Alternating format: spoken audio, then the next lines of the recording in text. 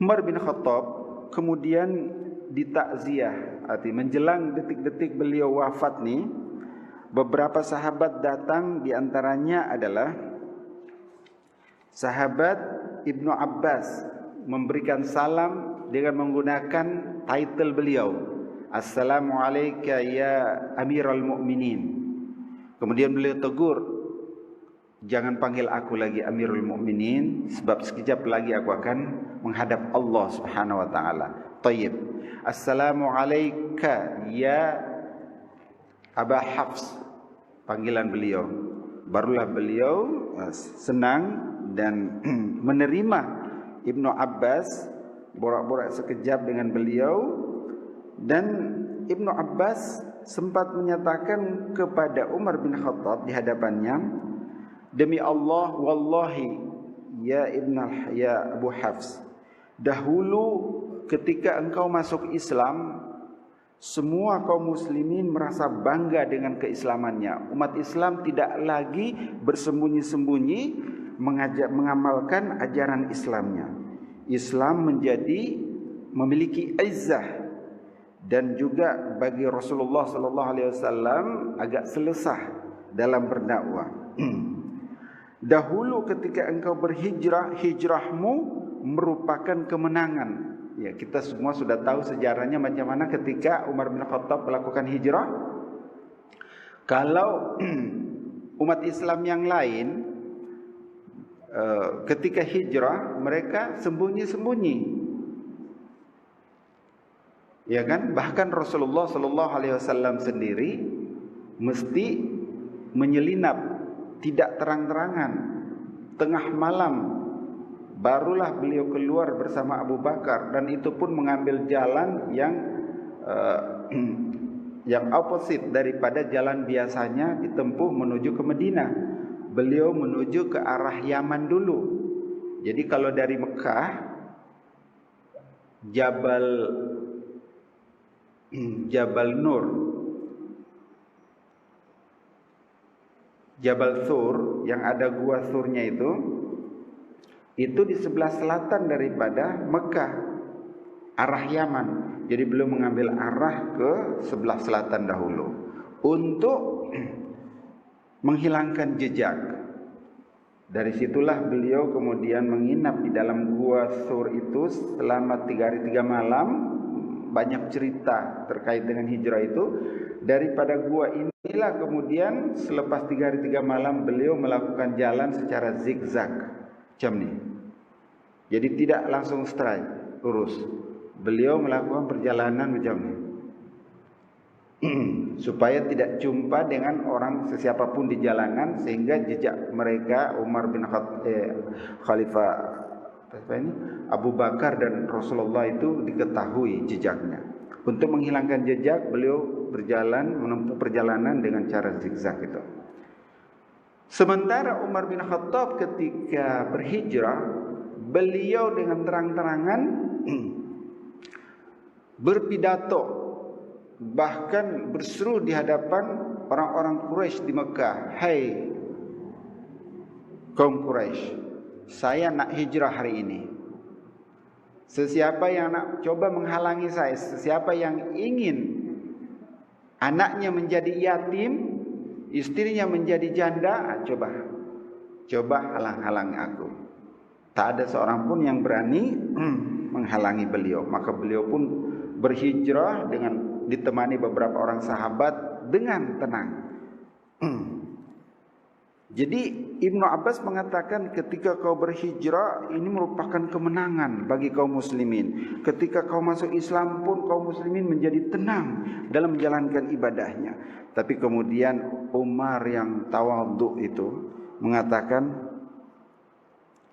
ketika mendengar dan merespon perkataan Ibnu Abbas itu, dia mengatakan, "Ibta'id anni, ibta'id." Silakan menjauh dariku Ibnu Abbas. Walaupun itu adalah satu kemuliaan dan itu sebenarnya tanggung jawab, saya ingin lepas daripada semua tanggung jawab ini. Kalau itu dihitung oleh Allah Subhanahu wa taala sebagai kebajikan, pahala, mudah-mudahan aku terima.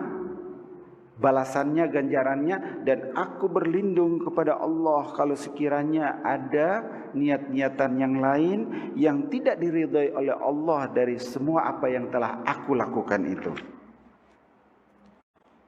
Selepas Ibnu Abbas datang Ali bin Abi Thalib pun memberikan salam, tetapi ditegur.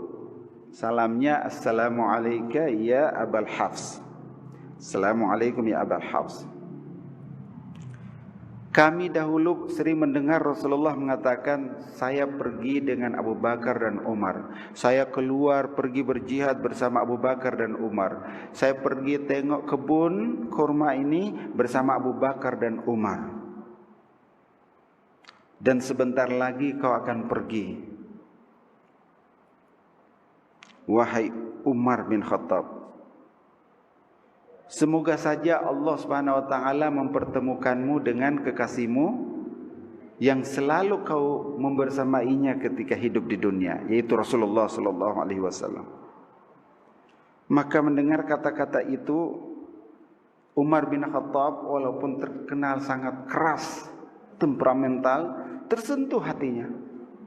Beliau menangis, meneteskan air mata. Wahai kaum muslimin, wahai sahabat-sahabatku, sebentar lagi aku akan pergi. Aku hanya berwasiat, jangan sampai kalian melupakan salat. Dirikan terus salat. Aku wasiatkan agar supaya kalian tetap bertakwa kepada Allah. Kemudian Umar minta didatangkan secawan air susu dan diminumkan kepada beliau, karena beliau sudah susah sangat untuk bergerak. Minuman air itu, susu tersebut diminum, keluar lagi daripada lambung yang bocor, bekas tigaman itu. Jadi tidak normal lagi. Makanan pun banyak yang keluar dari situ. Jadi sehebat-hebatnya orang, kalau sudah macam ini keadaannya, tinggal menunggu ajal. Kalau di zaman kita sekarang ini mungkin boleh saja kita operate, sambung lambung tuh, tapi terkadang ada yang berjaya, ada yang tak. Seperti yang berlaku terhadap adik saya, juga case-nya terkait dengan masalah lambung tuh, terjadi kebocoran, dioperate. Selepas dioperate itu ternyata ada masalah lagi. Itulah ikhtiar manusia. Dan masalah itulah yang menghantarkan kepada wafatnya beliau. Istri juga, istri saya yang baru saja dioperate, angkat kandungan. Awalnya dokter cakap, insya Allah tak ada masalah ini, Tuan. Dioperate berat. Begitu selesai dikeluarkan baby, tutup bekas operate itu, datang pula dokter tersebut tergopoh-gopoh minta izin kepada saya supaya istri segera dioperate lagi. Gimana? Kan baru selesai dioperate. Dokter cakap tadi 1 jam lagi setelah kemudian akan 1 jam kemudian istri akan sadar dari biusnya, boleh dijumpai. Ini malah justru dokter menyatakan akan masuk bilik operate lagi, dioperate lagi. Gagal dan terjadi bleeding. Kalau tidak segera dioperate kedua kalinya, terancam nyawa. Jadi kalau di zaman sekarang boleh saja dilakukan ikhtiar seperti itu. Tetapi di zaman dahulu mana ada tabib-tabib yang boleh melakukan operasi seperti sekarang ini. Nah, oleh karena itu Khalifah Umar bin Khattab ketika minum susu yang dibagi ke beliau, keluar lagi, keluar. Bukan keluar kemana, keluar dari badan beliau melewati lambung yang bocor, bekas tikaman Abu Lu'lu tadi. Sehingga yang melihat ketika itu sangat sedih sekali. Tidak boleh berbuat apa-apa. Hanya menunggu detik-detik di mana Umar bin Khattab akan pergi menghadap Allah Subhanahu wa taala.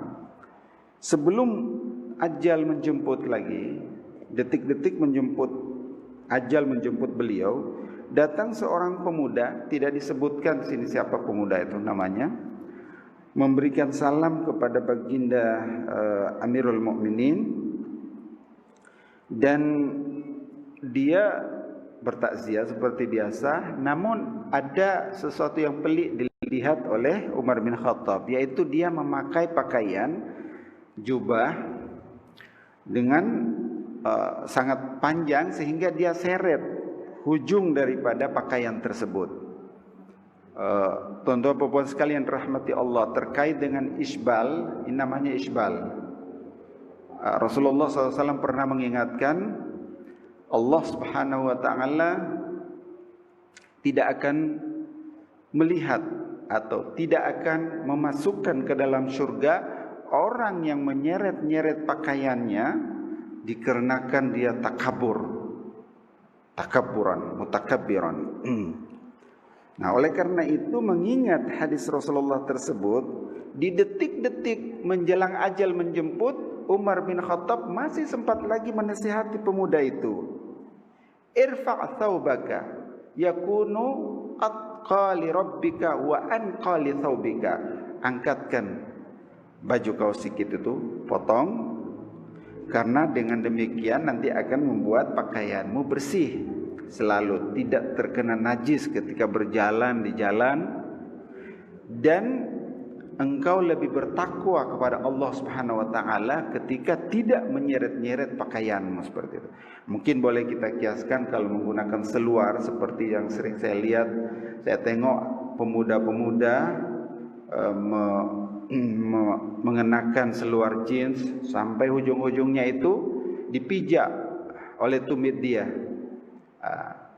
Boleh kita kiaskan dengan itu, ini sangat dimurkai oleh Allah Subhanahu wa taala. Atau tapi kalau perempuan, kalau puan-puan itu dikecualikan, tak apa-apa. Bahkan kalau panjang pun justru itu yang disunnahkan. Taib. Yang berikutnya, sebelum ajal menjemput, Umar bin Khattab sempat dikatakan oleh pemuda itu kepada beliau, semoga Allah Subhanahu wa taala membalas jasa-jasa kebaikanmu selama ini kepada Islam dan kaum muslimin dengan balasan yang sebaik-baiknya.